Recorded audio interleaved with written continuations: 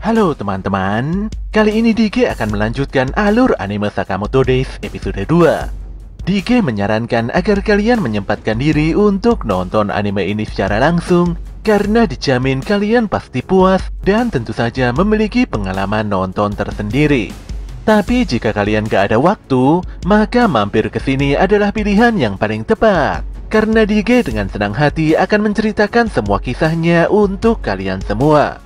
Sebelum lanjut ke inti cerita, buat kalian yang baru saja menemukan channel ini, ada baiknya untuk subscribe dulu. Jangan lupa juga untuk menyalakan notifikasinya, agar kami semakin semangat untuk menghadirkan konten-konten terbaik buat kalian. Oke, langsung saja. Persiapkan diri kalian and enjoy!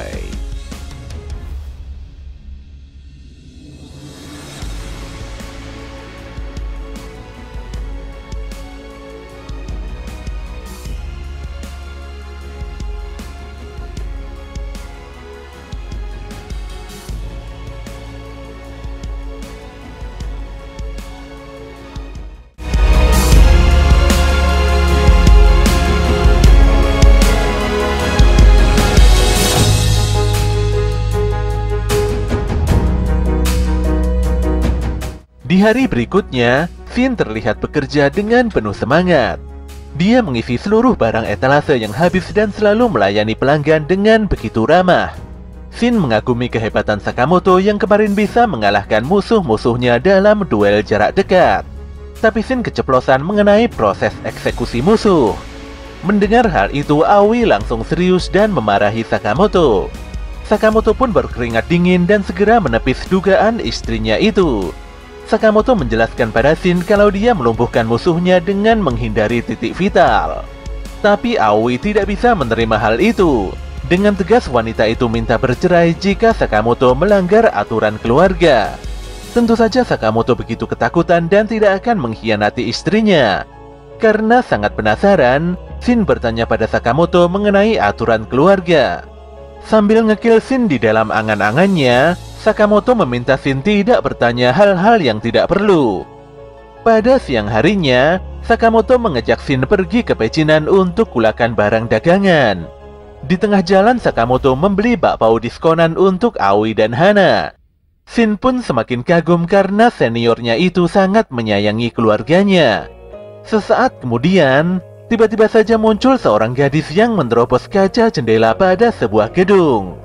Gadis itu jatuh tepat di atas Sakamoto hingga membuat bakpao yang baru tadi dibelinya hancur berantakan. Gadis yang bernama Lu Shaotang itu langsung pasang kuda-kuda ketika para preman datang menghampirinya. Sakamoto tidak peduli dengan apa yang terjadi di sekelilingnya. Dia benar-benar sedih karena bakpaonya hancur. Di sini Shin tidak menyangka kalau Lu adalah pengguna ilmu bela diri Taichi.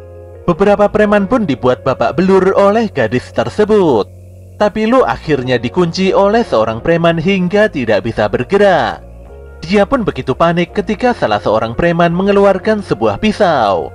Saat preman itu hendak menyakiti Lu, tanpa diduga Sakamoto ikut campur dan menghentikan serangan pisau itu dengan sebuah capit makanan. Saking kuatnya, capit Sakamoto bisa menghancurkan pisau si preman. Lelaki itu pun menghempaskan musuh di hadapannya dengan pukulan kuat. Sementara itu Shin memukul preman yang memegangi Lu dengan sebuah papan. Walau sempat bebas, namun Sakamoto memilih mundur karena banyak sekali preman bermunculan dengan senjata api. Di sisi lain, seorang preman menginformasikan pada bosnya bahwa Lu Shaotang telah kabur bersama dengan dua orang pria. Tentu saja si bos yang bernama Mr. Wang itu sangat geram karena anak buahnya tidak becus dalam menjalankan perintah.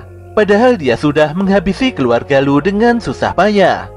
Jika Lu berhasil kabur, maka semua usahanya jadi sia-sia saja. Dia pun memukuli preman anak buahnya itu dengan tongkatnya. Saat Mr. Wang berpaling, tiba-tiba saja leher anak buah yang sudah dimakinya itu tertebas begitu saja.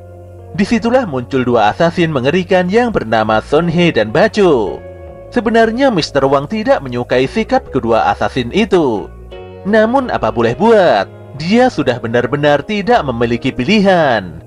Mr. Wang hanya menginginkan kunci khusus yang dibawa Lu Shaotang. Selama bisa mendapatkan kunci tersebut, Mr. Wang dan kelompoknya pasti menguasai pasar gelap. Lelaki pendek itu meminta Son Hee dan Baju untuk menangkap Lu Shaotang bagaimana caranya. Sementara itu Sakamoto, Lu, dan Shin terlihat terus berlari di antara gedung-gedung bertingkat. Shin menyadari kalau keluarga Lu adalah mafia terkenal. Dia pun bertanya pada Lu mengapa banyak penjahat yang mengejarnya. Lu pun dengan jujur menjawab kalau para mania itu hanya menginginkan kunci brankas yang ada di lehernya. Kunci itu sangat berharga bagi Lu. Ditambah lagi kedua orang tuanya sudah mempercayakan kunci itu padanya. Walau Shin meminta Lu untuk membuang benda tersebut, tapi Lu tidak mau karena ayah dan ibunya telah meregang nyawa demi mempertahankan benda itu. Gadis itu pun meminta maaf karena sudah melibatkan Sakamoto dan Shin dalam masalah keluarganya. Ketika Lu hendak pergi, anehnya Sakamoto malah bertanya apakah gadis itu bisa membuat bakpao yang autentik. Lu pun menjawab bahwa ayahnya dulu pernah mengajarinya membuat bakpao. Setidaknya dia sudah memahami dasar pembuatan makanan enak tersebut. Di sini Shin meminta Sakamoto untuk menjauhi permasalahan Lu Shaotang. Tapi Sakamoto malah menunda kulakan belanjanya untuk menyelamatkan Lu. Cuma dengan satu syarat, di mana Lu harus membuatkan Sakamoto bakpao autentik saat berhasil lolos dari kejaran musuh. Lu mulai bingung mengapa Sakamoto bertindak sejauh itu. Tanpa disadari, tendangan Bajo membuat Sakamoto terhempas hebat. Terlalu santai di tempat ini membuat Lu jadi terkejar musuh. Situasi pun semakin gawat karena Lu sadar betul kalau Son Hee dan Bajo adalah asasin kembar berbahaya. Mereka menghabisi musuh dan bersenang-senang dalam pembantaiannya. Son Hee dan Bajo hobi membuat sketsa kepala dari orang-orang yang sudah dihabisinya. Pokoknya mereka berdua adalah maniak gila. Ketika Bajo melesatkan pedangnya pada kepala Lu Shaotang, detik itu juga Sakamoto muncul dan memukul kepala gundul penjahat tersebut dengan sangat kuat. Saking kuatnya, pukulan Sakamoto itu membuat Bajo tersungkur dan menghancurkan lantai di bawahnya. Di sini Son Hee mulai tertarik pada kekuatan Sakamoto yang tidak main-main. Namun demikian, Son Hee meminta Lu menyerahkan kunci keluarganya dengan baik-baik. Jelas saja Lu tidak mau. Gadis itu lantas menyerang dua asasin tersebut tanpa memperdulikan dirinya lagi. Namun Sakamoto kembali menahannya. Sakamoto juga menghentikan lemparan kunai berbahaya Son Hee yang ditujukan pada Lu. Walau tangannya terluka, Sakamoto akan melindungi hal berharga yang dipertahankan oleh Lu Shaotang. Ketika Lu bertanya mengapa Sakamoto melakukan hal senekat ini, disitulah Shin melihat ingatan Sakamoto di masa lalu, di mana lelaki itu berlumuran darah saat menemui Aoi. Aoi tidak mengerti mengapa Sakamoto selalu berlumuran darah dalam bekerja. Gadis itu tidak suka kalau Sakamoto bertindak kejam. Sakamoto pun beralasan, jika dia tidak bekerja seperti ini maka dia tidak mungkin bisa membelikan Aoi hadiah. Aoi menegaskan bahwa dia tidak ingin menerima hadiah dari Sakamoto jika lelaki itu terus melukai orang lain. Tanpa pikir panjang, gadis itu menjatuhkan dirinya dari atap gedung. Jelas saja Sakamoto sangat kaget dan berusaha menyelamatkan pujaan hatinya. Untungnya keduanya selamat karena di bawah ada gundukan salju. Di sini Aoi berkata bahwa Sakamoto pasti akan sedih jika Aoi meninggal. Perasaan Sakamoto yang ingin menyelamatkan orang yang dicintainya pastinya juga dirasakan oleh orang lain. Aoi pun meminta Sakamoto berjanji untuk tidak menghabisi orang lain lagi. Itu merupakan aturan penting yang harus selalu dijaga oleh Sakamoto. Jadi mulai detik itu, Sakamoto harus terus hidup untuk menolong orang lain yang membutuhkan. Kisah itu pun membuat Shin sangat terharu. Son Hee dan Bajo kembali menyerang Sakamoto dengan beringas. Tapi Sakamoto bisa bertahan dengan memanfaatkan berbagai peralatan dapur di dalam ruangan. Shin pun tidak tinggal diam dan membantu Sakamoto dengan begitu serius. Kecepatan gerakan Sakamoto lagi-lagi membuat Son Hee begitu kagum. Oleh karena itulah Son Hee mulai serius dan mengajak Bajo mengeluarkan jurus andalannya, yaitu kombinasi serangan tebasan neraka. Kedua asasin itu melesatkan banyak tebasan super kuat pada Sakamoto. Namun anehnya semua tebasan itu tidak bisa mengenai Sakamoto. Jelas saja Sonhee agak bingung. Bagaimana mungkin tebasan nerakanya bisa dihindari oleh lelaki gendut seperti Sakamoto? Sonhee pun kembali mengajak Bacho untuk melepaskan kombinasi jurus rahasianya. Tapi sebelum itu terjadi, Sakamoto lebih dulu memukul kepala gundul Bacho dengan sebuah panci.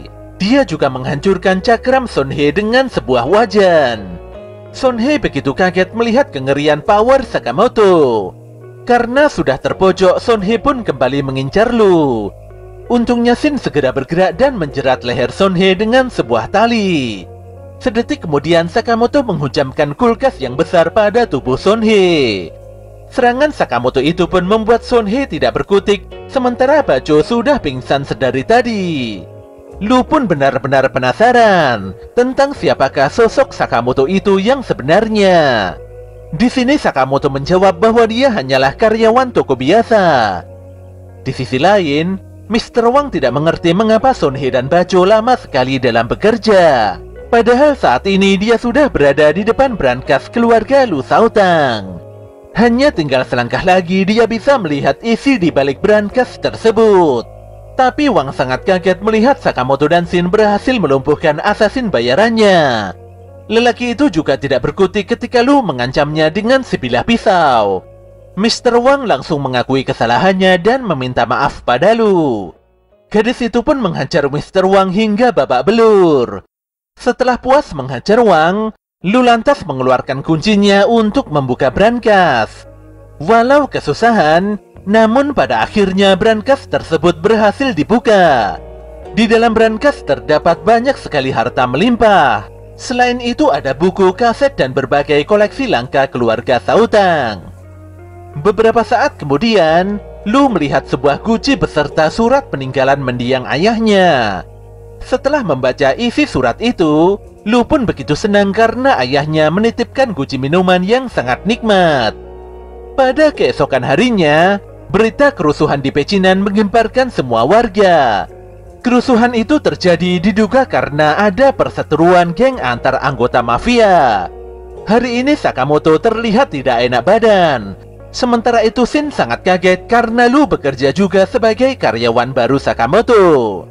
Ternyata Sakamoto mengajak Lu bergabung karena gadis itu bisa membuatkan bakpao yang enak. Sakamoto pun mengeluarkan sebuah buku catatan, di mana buku itu berisi tentang aturan penting dalam keluarga Sakamoto. Sakamoto memberikan informasi penting itu karena sudah menganggap Shin sebagai bagian dari keluarganya. Tentu saja Shin sangat terharu dan mulai membaca isi buku tersebut.